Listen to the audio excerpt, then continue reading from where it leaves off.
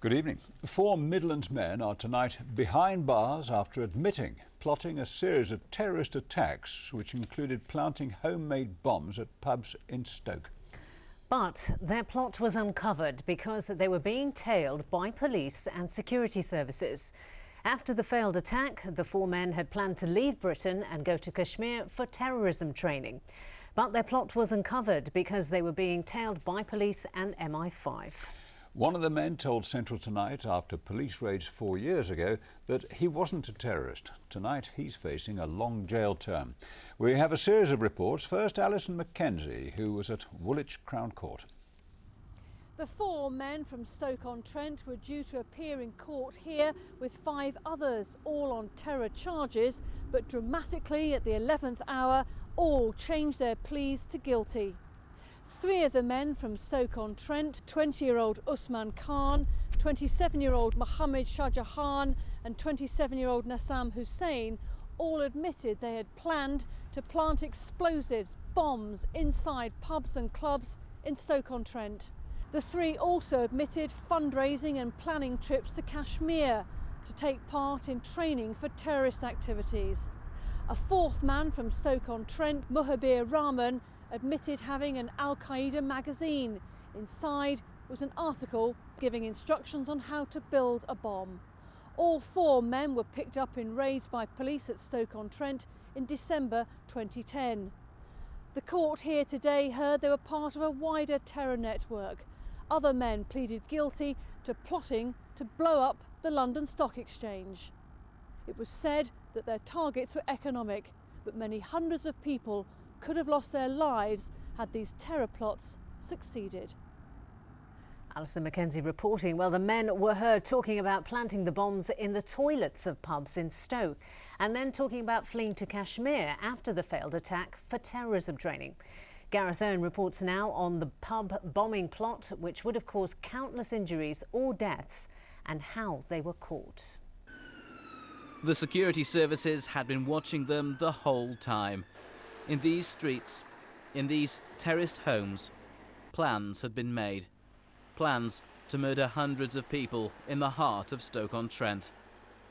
In December 2010, police caught up with the men involved. A victory for counter-terrorist officers. And today, finally, the men admitted their guilt. There were a total of 9 extremists in the wider network. The men from Stoke were Usman Khan, Mohammed Shah Jahan and Nassam Hussain, all guilty of engaging in conduct for the preparation of terrorism. A 4th man, Muhabir Rahman, guilty of possessing a magazine article for a terrorist purpose. The group was well known to police. In 2008, officers raided several homes in Stoke. Among the targets, Mohammed Shah Jahan, who held a press conference later strongly denying any involvement in terror. We're not terrorists. We're not here to. We preach covenant of security. We live here in harmony with the British people, and that's what we preach, and that's what the people in the streets. That's what they learned from us. But within months, he was plotting terrorist outrages. His group talked about bombing pubs in Stoke, about leaving homemade devices in toilets. Had they carried out their plans, they would have killed or injured hundreds. As the men plotted, tensions were already running high in the city. In the same year, there was a racially motivated arson attack on a mosque. An Asian man was murdered in the street, and there was violence at a rally by the English Defence League. I don't think Stoke-On-Trent has a particular problem. We've seen young men from Cardiff, from London, from Birmingham, radical, disaffected youth, but Stoke-On-Trent has unfortunately become part of that. So we need to redouble our efforts to make sure that sometimes naive, sometimes impressionable young Muslim men are not radicalised in this way. As well as picking out local targets, the group from Stoke had joined operational meetings with the rest of the network in this park in Cardiff. The others present at that meeting had even bigger plans. Among several targets, the London Stock Exchange, where they were planning to pose as traders. But in 2010, police arrested them before they had chance to even set a date for their terror attacks. One of the country's largest counter-terror operations had ended in success. Gareth Owen, Central Tonight. Well, today, people in Stoke reacted to the news of the extremist plot, which was devised so close to home. Members of the Islamic Centre say they're fearful that the actions of the minority could damage peaceful community relations. Amy Welch reports. The streets now stand empty, where over 12 months ago anti-terror police swooped in on their suspects. But the shock of those raids and today's 4 guilty pleas is something which remains all too real. I'm surprised that it's somebody living around here and wanting to, well, blow things up around here. You don't really expect it to be here. You expect it more to be in big cities, really. There are around 16,000 members of the Islamic community in Stoke-On-Trent, but community relations here have already been tested.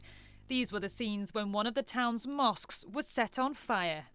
In December 2010, Hanley's Regent Road Mosque was deliberately set on fire in a revenge attack against Muslim extremists. Members of the Islamic Society are working hard to rebuild the mosque and say the actions of the 4 men in court today are tarnishing the good work of a whole community. Well, they are ruining the community, really. They bring the bad name for the community, and they are also destroying the community cohesion, and they also bring the bad name for the community. Amjad Wazir is chairman of the Islamic mosques. He told me some of the men tried to join mosques in the area, but were turned away. I mean, I've seen them around distributing the leaflets. I confronted them myself a couple of times when it was election times, and they were saying the voters are armed and don't vote. What my answer to them was that if voters are armed and you don't believe in democratic system, don't live in this country, leave this country and go live somewhere else. The 4 men are due to be sentenced next week. Stoke's Islamic Centre, meanwhile, must continue its good work and say they're determined to maintain peace in the community. Amy Welch in Stoke-on-Trent for Central Tonight.